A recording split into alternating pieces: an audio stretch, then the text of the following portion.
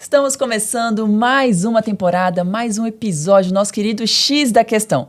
O nosso podcast que a gente faz para você com o intuito de te trazer, te levar, na verdade, muito conhecimento, informação e trocar vários insights, ideias com pessoas que têm muito para entregar aqui para a gente através da prática, da vivência, não é mesmo, Cleverson Pereira? Exatamente, Liana Leite. Esse é o foco principal do X da Questão e vale reforçar, como todos os episódios nós reforçamos, compartilhe conteúdo bom, porque aquilo que faz sentido para você e te ajuda, também vai ajudar outra pessoa. Por isso, não esqueça de fazer o cadastro em nossas redes sociais e compartilhar. E quem tem hoje neste programa que é especial como sempre? Olha, Cleverson, primeiramente, parabéns por lembrar a galera de seguir aqui a gente o canal. Se você não segue, não perde tempo aqui também, aqui no YouTube e também no nosso Instagram, né, Exatamente. Cleverson? X da Questão oficial. E a gente tem que lembrar de ligar o sininho, porque daí quando tem episódio novo, né, o pessoal o alerta vem. O alerta vem.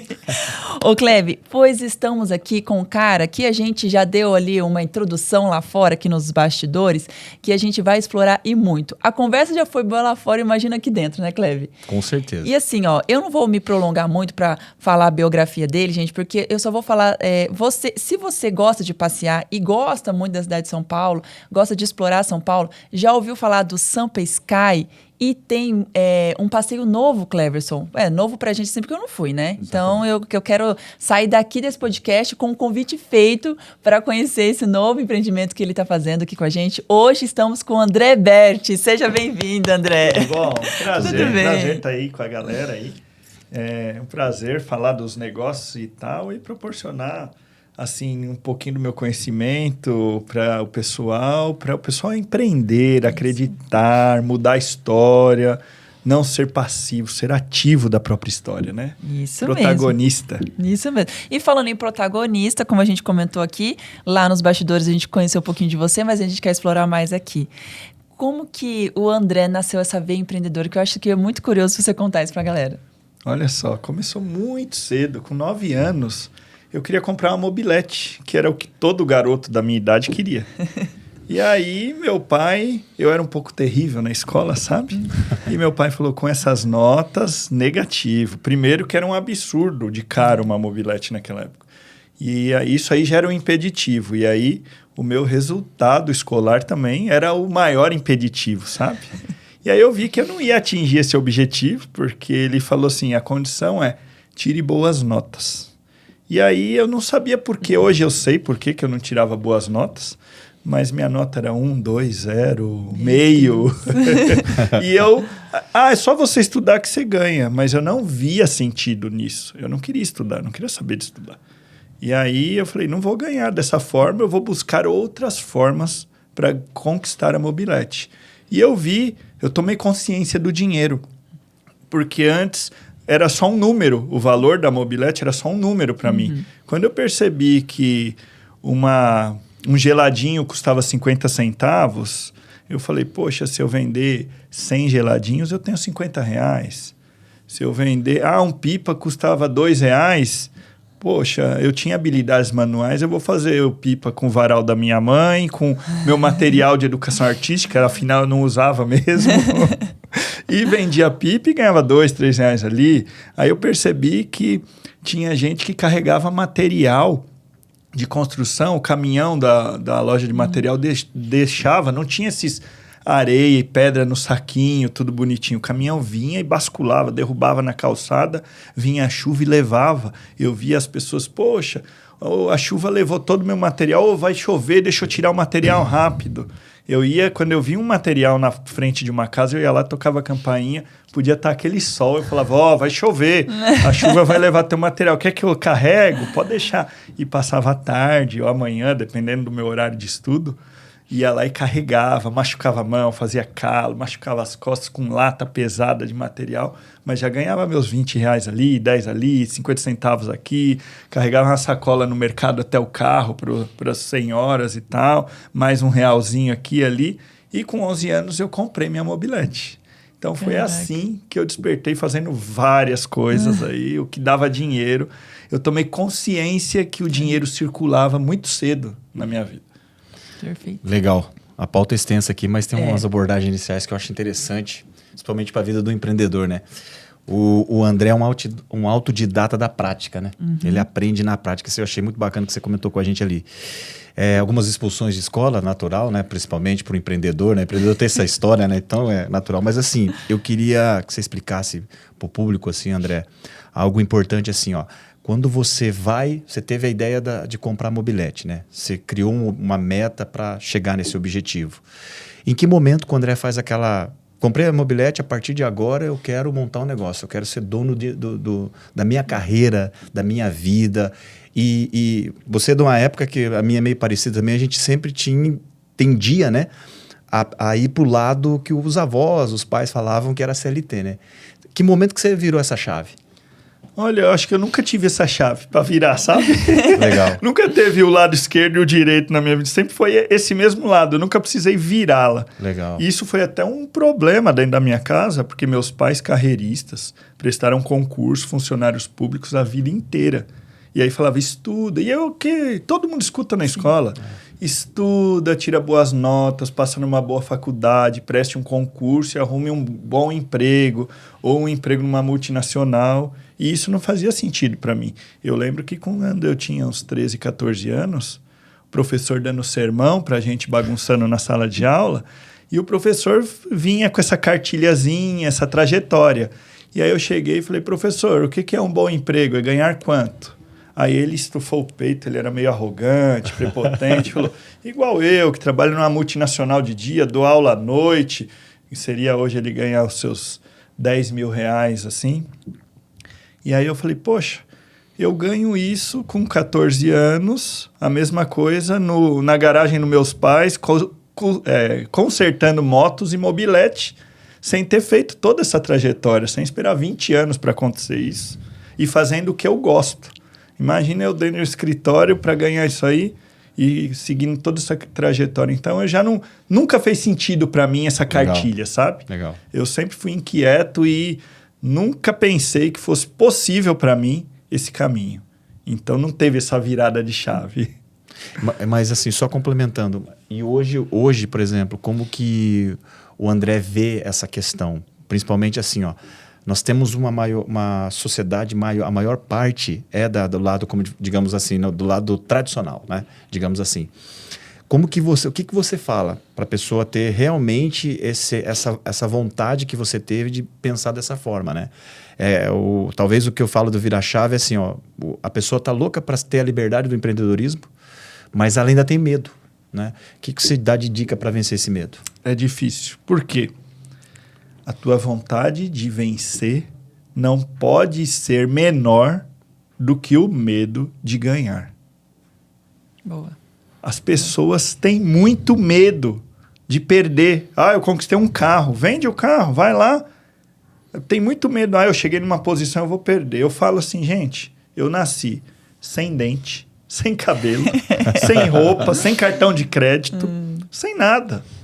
E eu vou voltar de onde eu vim do mesmo jeito. Então, tudo que eu venci, tudo que eu conquistei, é assim, um jogo. Na primeira jogada, eu te ensino um jogo novo aqui de baralho, um jogo de tabuleiro, você nunca soube jogar. Vamos lá, banco imobiliário, que tem dinheirinho e tal, vamos lá. Eu te ensinei, você não sabia, eu te ensinei. A primeira rodada, você ganhou 200. Terminou o jogo com 2 notinhas de 100 aqui. Aí você fala, não, eu não quero jogar mais porque eu vou perder essas de 100. Não, agora você já aprendeu. A chance de você ganhar 400, 500, você já aprendeu esse caminho. Então, mesmo que você perca agora, você vai aprender como não fazer, como perder. As pessoas não levam isso como aprendizado. Quantas vezes eu já escutei e já palestrei, as pessoas falam assim, ai, André, é muito legal a tua história, a tua trajetória, mas eu não nasci para empreender. Eu falo, sabe que eu também não?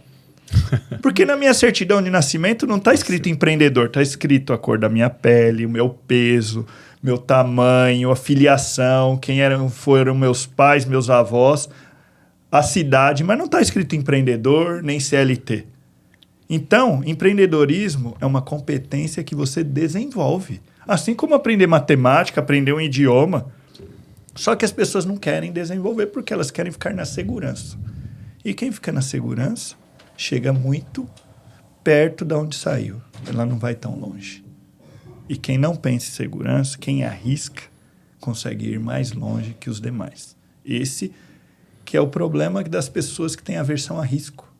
Elas não querem pôr nada em risco. Eu conquistei meu carrinho, meu apartamentinho e tal. E vou ficar aqui. É tudo o inho. Meu carrinho, meu apartamentinho, meu empreguinho. Meu dinheirinho. Eu não posso perder.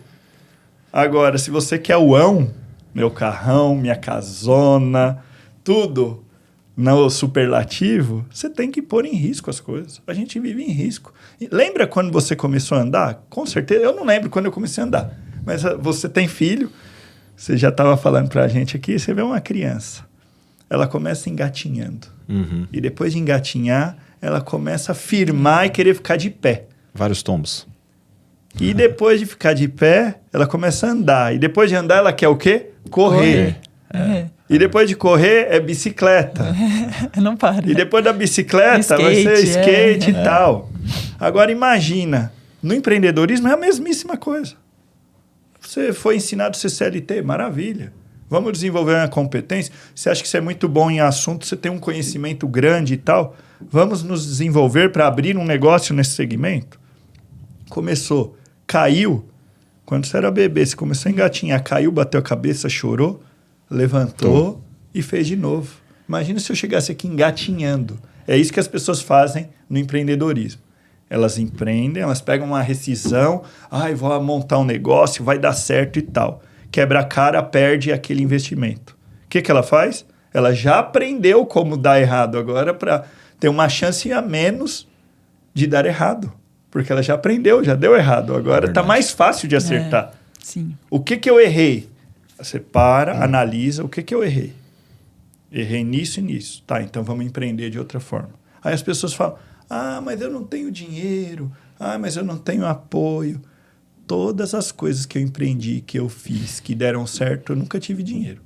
Pelo contrário, uma vez que eu fiz, eu tinha dinheiro em caixa, fui lá, montei o negócio e tal, não deu certo, quebrei, perdi tudo, até um golpe eu tomei. Na hora da venda, já estava no prejuízo e tal, vou vender esse negócio e começar outra coisa. Vendi, ainda caí na mão de um golpista, não recebi um centavo. Então, saí sem nada. Então, o dinheiro não é certeza de sucesso para empreender. Você não precisa de dinheiro. Você descobre quem tem. Tem aí... Foi o que eu falei. Como que eu montei o primeiro restaurante que eu tive? Foi devendo que todo mundo... qualquer analista financeiro fala o que para você? Nunca deva cartão de crédito, nem cheque especial, porque os juros é absurdo. Você vai entrar numa bola de neve. Começa o ano devendo 10 mil, vai terminar devendo 500 mil. Uma dívida de 10 mil vira 500 mil. Eu comecei o meu primeiro negócio formal e sério assim. Eu peguei 120 mil de 5 bancos. Cheque especial e cartão de crédito. Aí vão falar, não, o André está incentivando. Qual é o tamanho do teu sonho? Você sonha? Você se põe no risco para fazer? E se der errado, você vai pagar o preço? Porque as pessoas não querem. A gente está numa sociedade agora de terceirização de problema. Eu quebrei porque a pandemia. Eu quebrei porque ninguém me apoiou. Eu tive um problema. O governo não apoia, o fulano não apoia, X não apoia, o fornecedor não me deu para... Não. Então, você tinha que ter trocado de fornecedor. Quebrou? Levanta e faz de novo. Começa de novo. Porque você não vai chegar num lugar... Eu não cheguei aqui hoje engatinhando. Eu caí quando eu estava engatinhando. Eu levantei e aprendi a andar. As pessoas caem e querem continuar engatinhando. Não vai ter resultado diferente. Vai ficar a vida inteira engatinhando. Muito bom. Exatamente. Muito bom. Aulas, Exatamente. Kleber. Ô, André, você é nascido e criado em São Paulo? Em São Paulo. Paulistano nato. Isso. Qual bairro? Zona Leste. Zona Leste. Pertinho da Penha ali. Pertinho da Penha. Meu pai é de São Miguel Paulista. Paulistano ali. também. Andei muito por aqueles lados ali. E vamos trazer um pouquinho agora essa paixão sua por São Paulo. Com o projeto Onboarding e o Sampa Sky. Como que isso surgiu dentro de você, essa paixão, esse cara, tô lá, né, essa cabeça mirabolante que você tem, tô lá parado pensando, vou fazer isso aqui. Como que surgiu? Meu segmento era gastronomia. Com 15 anos eu caí num restaurante, então vivo até hoje o meio de restaurante. E aí eu vi uma mudança muito grande nesse mercado. As grandes marcas foram brigando por preço, foram abrindo restaurantes e a concorrência ficou absurda, então todo mundo brigando por preço. Eu comecei a vender experiência. Eu falei, eu não vou vender mais produto, commodity, eu vou vender experiência. Então eu criei algumas coisas como a cascata de cheddar, aquela onda de churros, que era milkshake de churros, bolo de churros, sorvete de churros. Fui eu que lancei também essa onda de churros, então eu surfei essa onda, surfei algumas ondas vendendo experiência. No meu restaurante, você ia pedir uma porção de batata, ela não vinha numa travessa, ela vinha numa pá de pedreiro. E o garçom punha um capacete de pedreiro, um colete, assim, e vinha servir isso. Então, eu vendia a experiência para o público. Mas mesmo vendendo experiência, com a grana curta, as coisas apertam, o cara não vai sempre comprar uma experiência, ele vai uma vez no mês, ele reduz os gastos. Então, eu vi que estava ficando apertado e muita concorrência e tal.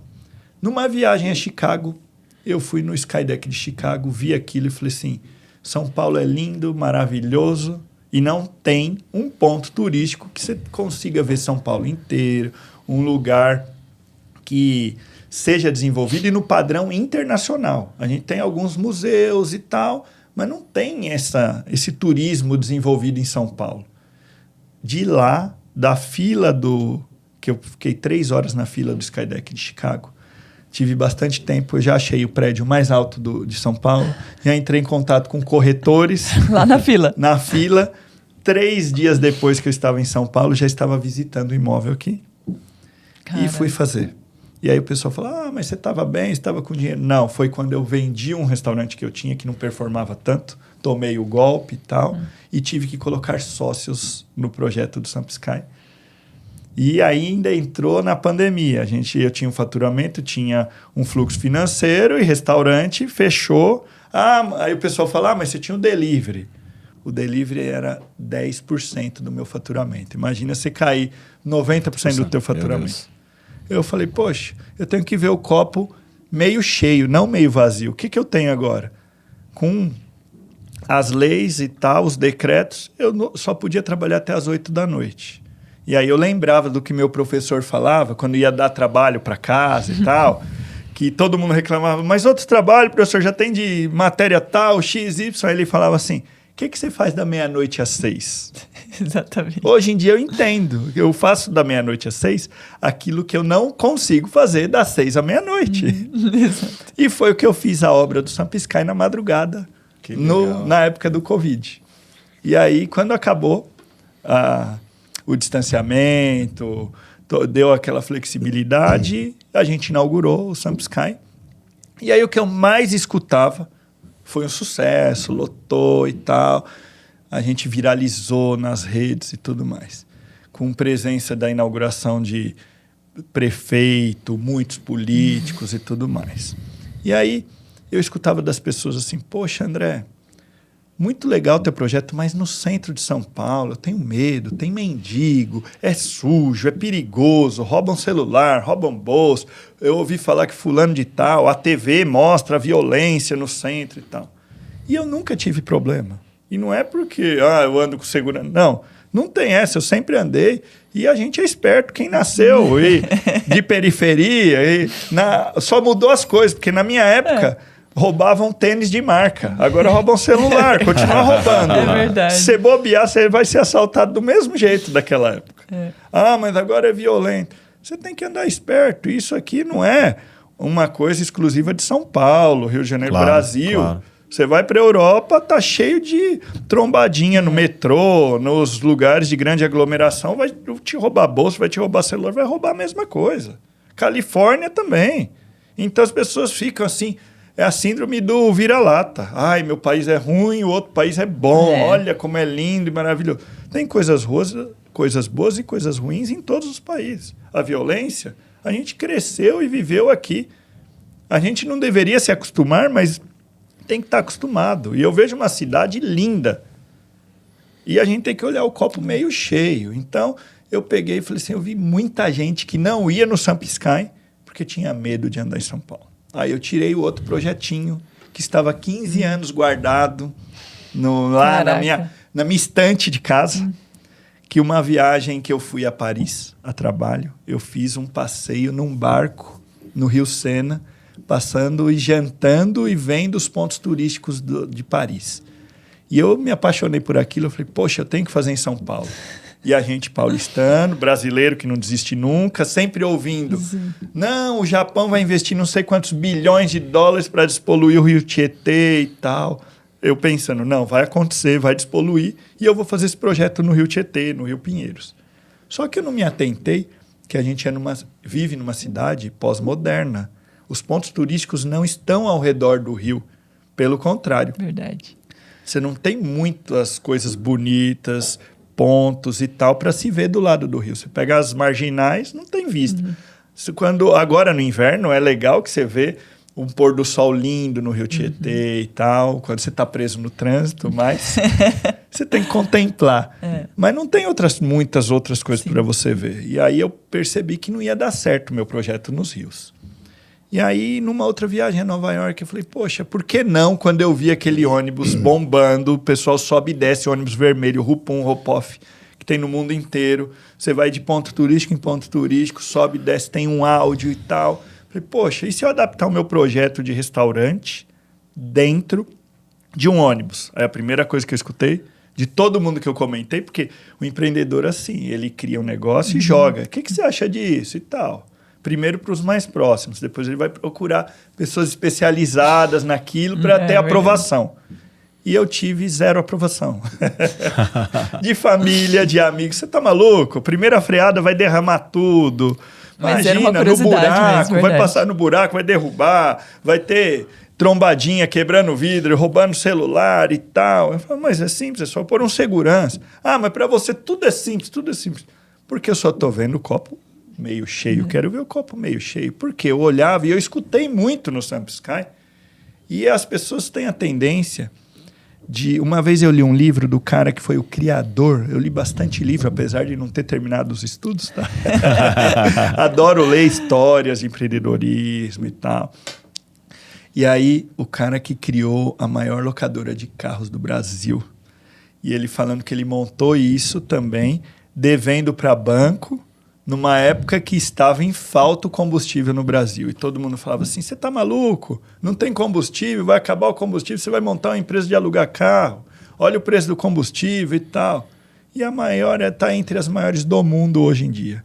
E ele vem contando no livro que todas as grandes decisões ele pedia aprovação, perguntava e comentava com pessoas, com amigos, com familiares e até com pessoas que entendiam do mercado, e todo mundo falava para ele, cara, não faça.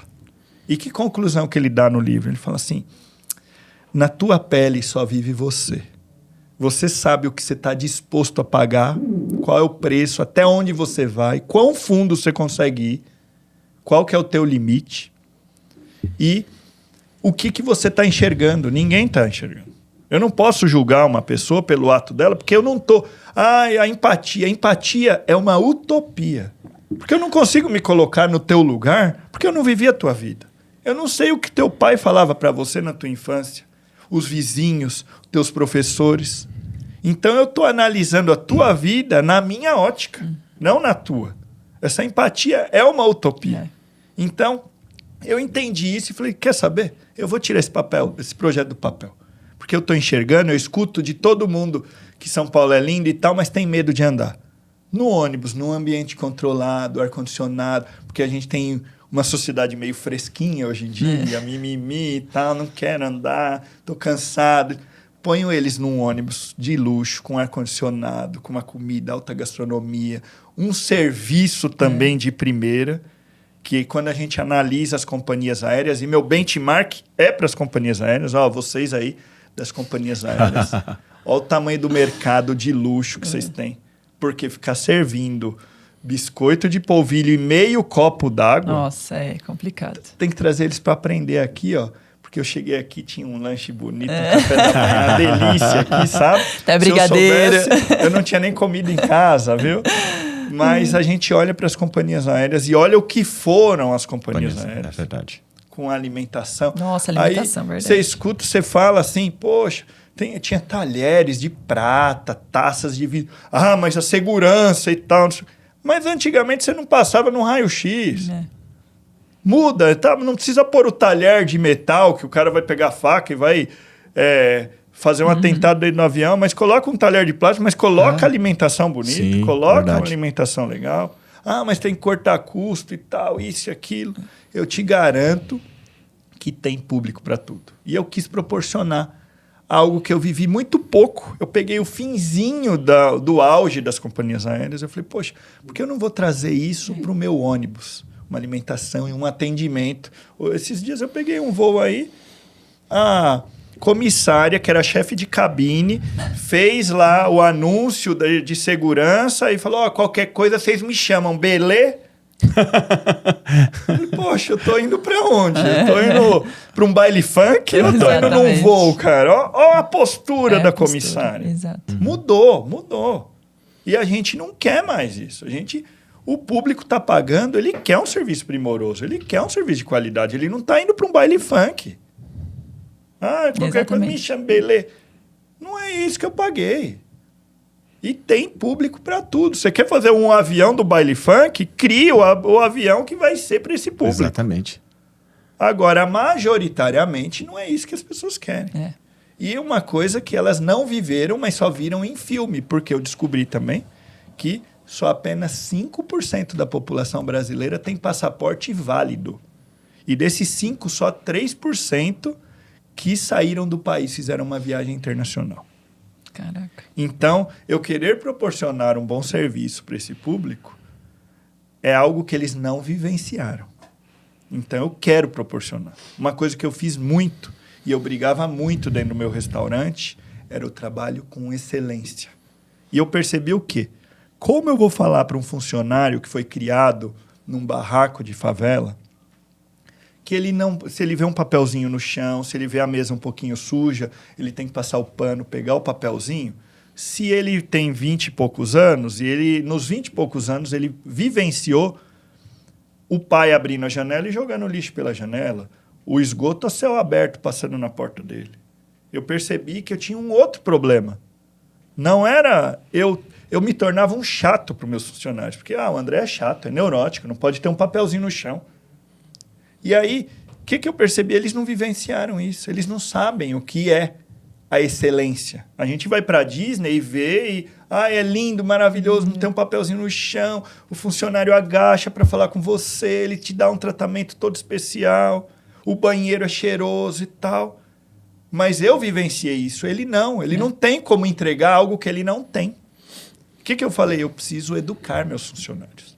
E aí a gente começou num treinamento, levando os funcionários para ambientes assim. Então, a gente traçava metas, eles batiam metas. Dava treinamento, coaching, treinamento de venda e padronização, aula de etiquetas. Legal. E tudo mais até levar para cruzeiro. A gente teve ano de levar funcionários que nunca tinham visto o mar para um cruzeiro de uma semana. Que legal. E era de A a Z, de gerente a pessoa, a tiazinha da faxina. Estava indo para cruzeiro sem nunca ter visto o mar. E aí eu chegava e falava, vocês entenderam? Vocês gostaram? Nossa, a gente come muito, a gente é muito bem atendido. Chega no quarto, a cama tá lisinha, tem um chocolatinho, a toalha dobrada e tá muito legal. Então, vocês entenderam por que eu quero isso? Por que eu exijo aqui? Porque não é bom você ser bem tratado? E aí a gente consegue criar cultura dentro da empresa. Então eu quis mostrar isso para o meu passageiro também do onboard. Uma coisa que eu briguei bastante com as páginas de venda, com as bilhetagens e tal, foi o quê? Parcelamento. Por quê? Eu quis ser acessível. Se a gente tem só 3% dos habitantes do Brasil que viveram essa realidade do bom serviço, do atendimento nas companhias aéreas, eu falei, poxa, não é realidade no Brasil, mas eu quero tornar realidade. Por que não pegar essa pessoa que nunca foi bem servida e pôr ela num ambiente desse e tal? Mostrar para ela e fazer ela sonhar em um dia ir para a Disney, em um dia fazer uma viagem internacional, nem que seja aqui para o lado, para a Argentina. Eu tenho que acender essa chama do sonho das pessoas de querer algo melhor, viver a excelência. Então, o que eu fiz? Eu briguei muito, a gente consegue parcelar em até 24 vezes o nosso ticket, que não é uma coisa impeditiva. Quanto que é o valor? Está falando na faixa, tem valores diferentes por dia, mas a gente fala na faixa dos R$300. A gente fala 24 vezes de R$300. Acessível a todos. Está acessível a todos que queiram viver essa experiência. Perfeito. É uma experiência democrática, né? Porque não tem como o cara falar, eu não vou lá que é muito chique, né? Porque tem acessibilidade a tudo. O André, você falou muito de experiência, eu acho isso fantástico, né? Você não entregar só o produto, isso é maravilhoso, né? Então, às vezes eu vou lá em Curitiba, eu moro em Curitiba, tem lá a Pedreira Paulo Leminski, e é um local bem rústico, e é onde se faz grandes shows, né? Shows internacionais. E sempre que você vai num show lá, tem algo de diferente. Não é só o show, não é só a apresentação. Eles sempre fazem algo diferente. Ou te dão um brinde na entrada, ou eles fazem um show de luz com drone.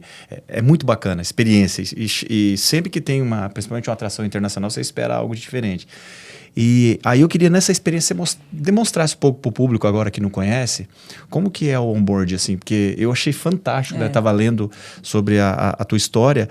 Poxa, você sentar no ônibus, lá em Curitiba tem um ônibus também, mas não tem alimentação. Não tem, é bem nesse desenho, né? Você passa, eu já acho o máximo, acho muito bacana. Você conheceu, para você ter uma ideia, eu moro lá há quase 30 anos e não conhecia todos os pontos turísticos.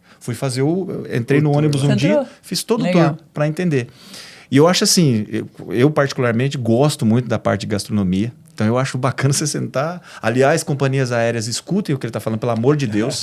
Né? Vamos servir aí principalmente nós estamos viajando bastante, né, Eliana? Não, o nosso, do meu trecho lá, da minha cidade para cá, nem água. Então, você tem que apertar o botãozinho. Pô, experiência aí, não custa nada, né? Pô, siga aí a excelente trajetória e ideia do André aqui.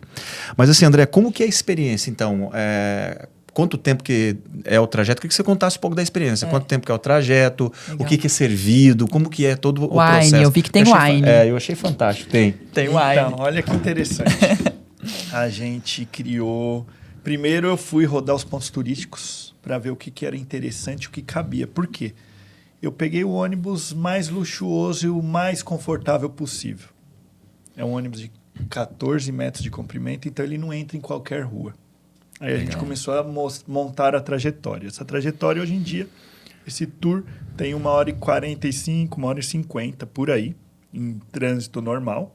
E as pessoas falam, mas deve ser parado no trânsito.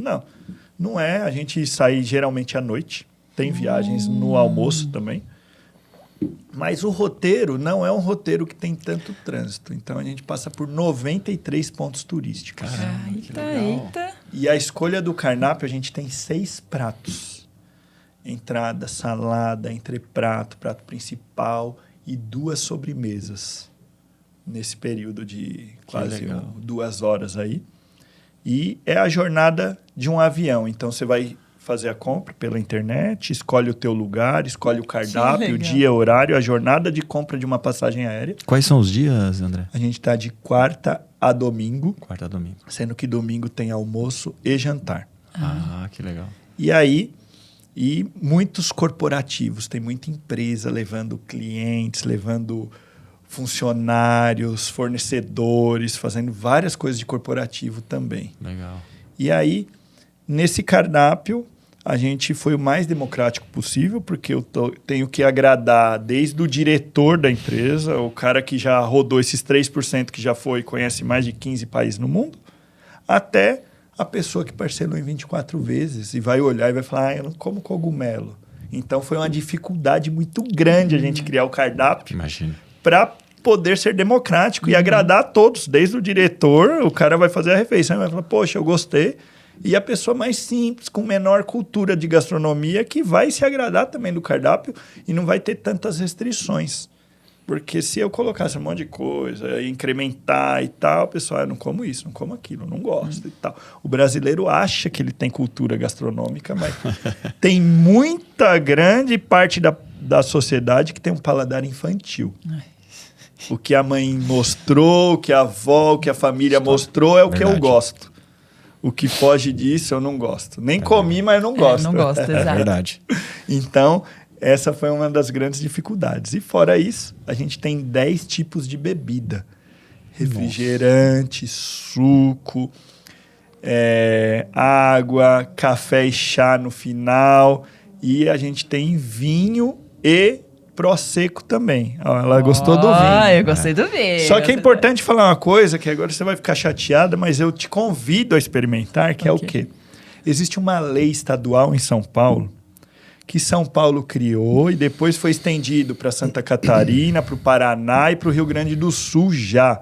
Já tem essa lei nesses 4 estados, que é a proibição de consumo de bebida alcoólica em qualquer veículo em movimento. Por quê? Por causa das brigas do estádio. Lembra quando tinha aquelas brigas de torcida? O pessoal vinha de um time para o outro, vinha no jogo e no meio do caminho... Já é consumindo. Primeiro, aconteceu no estádio. Então, o pessoal vinha e bebia no estádio e quebrava tudo. Proibiu o consumo de bebida no estádio. Aí o pessoal vinha no ônibus, as torcidas organizadas, bebendo. Aí se proibiu beber. Aí o que aconteceu?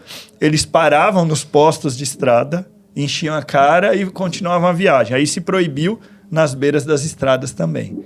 Então, você pode ir daqui para o Paraná, para onde for, parar em qualquer beira de estrada. Você não vai encontrar oficialmente, pode ir escondidinho e tal, mas oficialmente você não vai encontrar ninguém vendendo bebida alcoólica em beira de estrada, por causa disso. Então, de acordo com essa lei, e a gente quer fazer um negócio que seja legal, que a prefeitura, que os órgãos governamentais nos apoiem e que a gente traga uma coisa legal para a população e para a cidade também, desenvolvimento do turismo. Então, a gente não comprou essa briga, a gente não tem bebida alcoólica dentro do ônibus. Então, o vinho é um vinho sem álcool. Aí vão falar, mas é suco de uva, é o que eu mais escuto. Não, é um vinho feito como vinho e é passado numa máquina super tecnológica que retira o álcool num processo lá de retirada desse álcool. Então, é vinho, não é suco de uva. E o Prosecco também. O pessoal adora, pega o nome, quer comprar, quer levar para casa, sabe? Que legal. Legal, bacana demais. Agora a gente pode ter uns spoilerzinhos assim de alguns pontos turísticos que passam. Vamos lá. Não, 90, né? São 93 pontos, olha só. O ponto alto para mim é a Igreja da Sé. Ela é linda mesmo. Que as pessoas morrem de medo de ir, eu não vou na Sé, é perigoso e tal. E aí a gente dá uma volta completa ao redor da Igreja da Sé. Tá muito o ônibus bonita. Não para, né? Não, o ônibus não para. Tá. Ele anda na velocidade de 10 a 15 por hora. É uma viagem, é um passeio, um tour panorâmico. Não tem subida e descida, você não vai visitar nenhum ponto. Tá. Depois, é até interessante que você vai ver. E depois você pode voltar e se sentir seguro. Você vai ver que a gente encontra praticamente uma viatura. As últimas 4 gestões... A gente, sem falar nome, mas as 4 últimas gestões de prefeitura investiram muito no centro. E a gente teve, assim, toda essa polarização e as 4 gestões trabalharam com o centro. Bem, e tá bonito, tá seguro, a gente encontra uma viatura a cada esquina. Os policiais cumprimentam a gente, dá tchauzinho e tal e tudo. E o pessoal do centro adora, porque a gente tá levando o público pro centro, né? A gente já carregou quase 5 mil pessoas em 6 meses de operação para o centro de São Paulo. 6 meses. E aí você pergunta todos os pontos. A Sé é um ponto alto. Outro ponto alto da viagem que todo mundo fica com o queixo caído é o Teatro Municipal. Todo também. Iluminado, lindo, fantástico. E a gente conta a história. Tem um áudio descritivo em português. E a gente tem um aplicativo que traduz em 8 idiomas, com geolocalização para os turistas. Você quer levar um turista e tal, você consegue, é só levar o celular e um fonezinho de ouvido. Em 8 idiomas a gente tem a tradução imediata lá, por geolocalização, com história e tudo. E aí as pessoas adoram, porque ouvir a história, você não está só vendo um edifício, você está ouvindo a história da construção dele, como foi na época, quem construiu, quem fez, por que essa rua chama Rua Líbero Badaró. Legal. Por que a gente está passando em tal lugar. Outro lugar que as pessoas gostam muito e que tem muita história é a Avenida Ipiranga, que é a sede da Praça da República. As pessoas não sabem que a Praça da República começou como um lugar de rodeio e tourada. Já existiu tourada no Brasil. Tinha tourada na Praça da República. Que demais. Que legal. Então, A gente passa por ali também, o Cemitério da Consolação, que tem mais de 300 pessoas ali enterradas, famosos, ex-presidentes, artistas, toda a nata cultural, intelectual que a gente teve na sociedade, está grande parte ali. É bem interessante. A visita também, a gente não consegue entrar, né, no cemitério, mas eu fiz algumas visitas lá, assim, é fantástico, você vê a cultura, a história e tal. Tá vendo, Cleber? Reprovou não sei quantas vezes, mas olha o tanto de cultura que esse homem tem. Ele estudou incrível, tudo incrível. na prática. Na prática, na prática, exatamente. Ô, André, e tá, a gente tem o onboard, tem o Samp Sky, e o que a sua cabecinha já tá pensando, pra quando você tá olhando? Eu quero muito desenvolver turismo no Brasil, que é muito, tá? A gente fala, ó, a Torre Eiffel sozinha recebe 5 milhões de turistas por ano, só a Torre Eiffel. Então a gente olha e fala, poxa, você pega assim, a cidade mais turística do Brasil é Gramado, que é uma cidade inteira e recebe 3 milhões de turistas. É menos do que uma atração de Paris. Uma atração. A gente tem que desenvolver o turismo. Então, eu tenho alguns negócios aí, uma esteira de negócios para desenvolvimento de turismo. Sento toda hora com o secretário de turismo. Vem cá, me ajuda. Como que a gente faz isso e tal? Legal. Eles ficam até, André, não consigo. Agenda apertada e tal. Mas eu fico no pé porque eu acho que só eles não conseguem fazer muita coisa. E só a gente, sem o apoio deles, também não faz. É parceria. Isso. Eu não entendia e a gente tem, assim, uma tendência em demonizar tudo que é política, não quero me envolver e tal. Não, eles são representantes nossos, eles estão lá para defender os nossos interesses. E se a gente, que tem interesses para a sociedade, nos unir, a gente vai fazer coisa boa. O problema é que só vai gente interesseira e quer o interesse próprio, não quer o interesse da sociedade. As pessoas de bem têm que começar a se envolver nisso. Se intrometer, ir lá e dar pitaco, marcar reunião, e eles estão lá. Eles estão lá e têm que nos receber. Quando eu aprendi, eu achava, nossa, você vê um político, o cara passando... Cara, você tem que ir lá, dar a cara, bater o pé lá, bater na porta. Quero falar com o prefeito, vai demorar um pouquinho, você não vai chegar e vai entrar, não. Mas depois de você mostrar algo relevante, algo que você fez, algo que você queira fazer, você vai conseguir agenda, começa com a secretaria, vai para cá, para lá e tal, e vai brigando pelos seus interesses, porque todo mundo ganha, você ganha, a sociedade ganha. Os próprios políticos, eles precisam de projetos bons. Se você tem projeto bom, eles estão lá de portas abertas, eles querem ouvir, eles querem fazer. Eles só vão se reeleger se tiver boa gestão. Exatamente. E o turismo fomenta muito a economia local, né? A gente estava falando, você falou de São Paulo hoje que mais, apesar de não transparecer muito através de mídia, mas é onde recebe o maior volume de turistas, né? Você estava comentando com a gente. Projetos de expansão para o Brasil, que eu vi que você é um paulista ali, né? Um paulistano que fala assim, eu amo São Paulo, eu defendo a minha cidade, eu vi isso muito nele, que é muito legal. Mas você tem alguns projetos, principalmente nessa linha que eu achei fantástica a tua, dessa do onboard, a questão do Sky Sampa. Você tem alguns projetos para o Brasil? Você chegou a pensar nisso já ou não? A gente já teve várias consultas de pessoas que foram no onboard, ouviram, olha, não quer trazer para minha cidade, olha, eu conheço. Olha, não é tão simples assim, a gente tem que desenhar uma coisa que é privado e poder público junto, porque depende de aprovações e tal, tem muita legislação envolvida nisso, autorizações e tudo mais.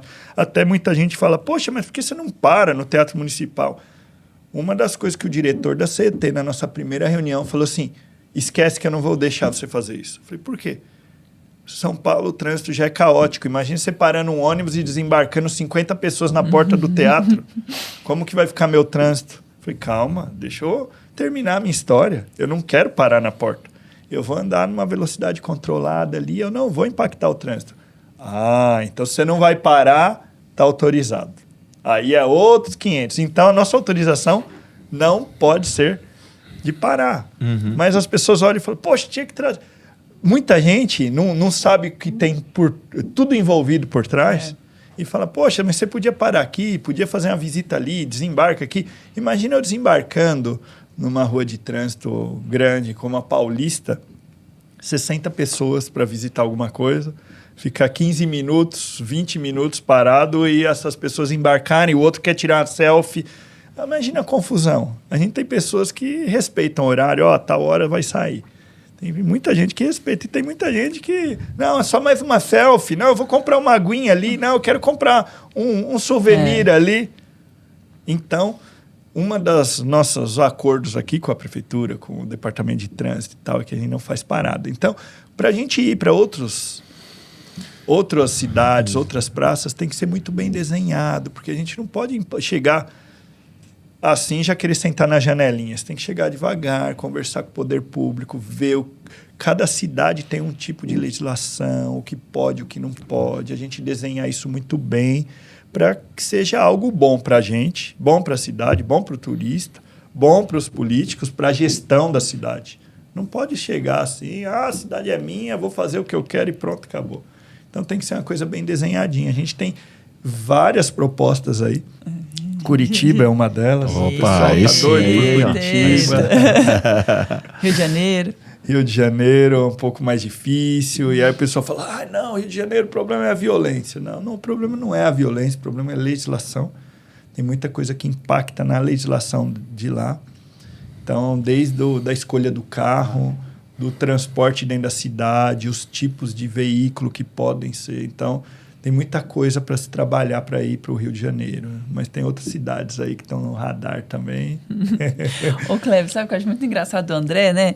Ele é tão leve, né? Exatamente. Parece que é tudo tão fácil. É. Queria pegar um ônibus, colocar um monte de gente lá para cozinhar no ônibus e atender a galera. Ele é muito tranquilo. E eu fico pensando, eu vi aqui numa das pesquisas que eu estava fazendo, que eu acho que é legal você falar, André, que o ônibus ele é preparado para também a galera PCD, para quem tem também algumas dificuldades, para não achar que eu não vou conseguir entrar no ônibus. Eu acho legal você falar isso também, que isso também eu acredito que deve ter tido uma dificuldade muito grande para você deixar o ônibus preparado.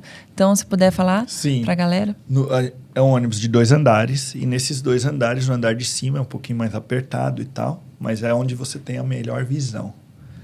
E por ele ser de 2 andares, os outros ônibus, os coletivos da cidade, ficam abaixo dele. Então, mesmo que tenha um coletivo do lado, você consegue ver através dele, por cima dele, os pontos turísticos. Agora, a parte de acessibilidade para uma pessoa com deficiência ou dificuldade de locomoção, obeso, a gente preparou o andar de baixo, o térreo ali.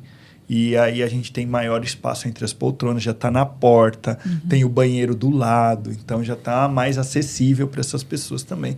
Porque tem muita gente que a gente tem que pensar em tudo. Isso. Tem famílias que vão, a gente tem uma família que já foram 6 vezes no ônibus. Cada vez, cada turista que chega, vai vir um primo do Nordeste. Leva pro ônibus. Vamos levar. E vai todo mundo. Até o patriarca da família, que ele é apaixonado por São Paulo, ele quer levar todo mundo, ele tem já uma idade avançada, dificuldade de locomoção. Ele falou assim, olha, eu adoro, porque eu não tinha mais condição de andar no centro. A minha vida foi andar no centro. Eu vejo essas histórias. Poxa, eu trabalhei nessa rua, eu ia nessa rua comprar não sei o quê, eu falo para meus filhos, para os meus netos. Agora eu ponho eles no ônibus junto, a gente vivencia isso junto. E eu vou contando a história que eu vivi junto com essa história. Bacana então, mesmo. A gente proporciona várias experiências diferentes para o público. Maravilha. Que história, hein, Eliana? Demais, é incrível. Uma coisa que chama a atenção do André, que você estava falou muito bem, é a questão de ele torna fácil, né? Ele faz tornar fácil. Isso. Não é que é tudo muito fácil, porque assim, a gente vê, André, que tudo aquilo que você faz com amor, com paixão. E o principal, né, é a questão da empatia. Eu quero fazer o melhor com excelência, a experiência para quem vai usar. Que é muito. Eu vejo assim, no Brasil, tem uma parte empreendedora que ele está focado muito nos números da receita do que na qualidade do que ele vai entregar, né? Do legado que ele vai construir. Eu vejo isso ainda em deficiência no Brasil, faltando nos empresários do Brasil. E pelo contrário, você está preocupado com isso, né? Você quer... Eu vejo isso foi um aprendizado na prática aqui para mim hoje, Eli. E minha última pergunta, que é interessante mesmo, que eu queria abordar algo que você comentou até ali fora com a gente, mas assim, o André, apesar da expulsão nos colégios dele, o André, ele se formou em gastronomia, Sim. Então, ele não está falando nada aqui sem propriedade, conhecimento. Mas eu vejo assim, eu queria que você colocasse a sua opinião sobre uma questão que eu acho que é interessante hoje. O Brasil, você falou dos nossos hábitos alimentares simples, né? Mas eu vejo assim que a gastronomia no Brasil, ela era luxo, né? A gastronomia mesmo. Sim. Depois ela foi democratizando, enfim. Eu vejo hoje, né, com até programas de televisão falando da gastronomia. E assim, ó, tirando o turismo, né? Onde você enxerga que a gastronomia também faz muito sentido? A gente tem o hábito A tua ideia foi fantástica. Eu tirei aqui dos restaurantes, uni boa alimentação, experiência gastronômica com turismo. E na sua opinião, na sua cabeça criativa, onde você acredita que a gastronomia também faz muito sentido, tirando os restaurantes? Olha, a gente está vivendo no mundo fitness, né? Uhum. Muita gente está vivendo... pensando, cuidando do corpo. As pessoas estão preocupadas com isso. A gente teve um crescimento nos últimos 20 anos aí de obesidade, de problemas de saúde. E as pessoas estão preocupadas com isso. Eu acho que também é um mercado que em Curitiba, tua cidade, é pioneira nisso. Você vai numa praça de alimentação, você tem comida saudável, diferente de aqui em São Paulo. Você só vai ter fritura, porcaria, na maioria das praças de alimentação de shopping aqui. Eu acho que tem um mercado gigantesco para ser explorado ainda nessa área, nessa atuação de fitness, de saúde, porque a gente é o que a gente come. Perfeito. Exatamente. Quem aqui já não comeu aquela feijoada e não conseguiu nem trabalhar, não tinha nem raciocínio depois para uma reunião? Só pensa em cama, só quer dormir. É verdade. E a gente tem que pensar nisso porque a nossa vida é curta. A gente tem pouco tempo nessa terra. E se a gente não cuidar da saúde, reduz ainda mais nosso tempo. Bem Por isso que ele não comeu brigadeiro logo na entrada. É verdade, ele não quis. Foi só na água. Ô, Kleber, pra gente finalizar, vou fazer meu bate-bola. Vai lá. Vamos pro bate-bola, André? Vamos lá. Assim, ó, pensou, falou, tá? Um lugar de São Paulo que sempre te inspira. Centro. Um sabor que representa a sua infância. Eclair. Ai, que chique, achei chique. Não, olha, empreender é? Tudo. Inovação pra você tem cheiro do quê? Difícil. Chuta. Bola, inovação tem cheiro de desafio. Perfeito. Se pudesse levar só um prato do onboard pro resto da sua vida, qual que seria? Risoto. Risotinho é muito bom. Uma loucura que você ainda quer tirar do papel. Conhecer todos os países do mundo. Falta quantos? Falta muito? Eu conheço 37. Olha, vixe. Nossa senhora. São quantos? 200. Vai, 200. Tem bastante. Uma música que seria uma trilha sonora da sua jornada empreendedora. Olha, tem uma música que eu não sei nem quem escreveu ela e tal. Eu escuto em várias versões que fala assim, o refrão: eu quero viver algo novo. É o que eu quero. Todo dia eu acordo. O que eu posso fazer de novo? O que eu posso fazer diferente? O que eu vou viver? Eu nunca ando pela mesma rua. Eu já conheço todas as ruas do bairro. Se eu tenho que ir num lugar, eu mudo o caminho, porque eu quero ver coisas novas, viver algo novo, experiências e tudo mais. Então, essa música. Quero viver algo novo. Eu quero viver algo novo. Faz Essa meu coração bater de novo. Perfeito. Essa é linda, é Essa aí. verdade. E para fechar, o que move o André Berti? Desafio. É isso aí. Muito bom, Excelente. Muito bom, Kleber, muito bom, André. A gente quer agradecer a sua participação. Cara, assim, a sua energia é fenomenal. Você é, como o Cleverson disse, assim, eu acho que o principal aprendizado, a gente sempre sai daqui com o convidado um aprendizado, é ver esse copo cheio, que você falou já algumas vezes aqui na nossa conversa. Porque a gente, naturalmente, às vezes tende, né? Mas que saco, isso aqui tá dando errado, isso aqui não sei o quê.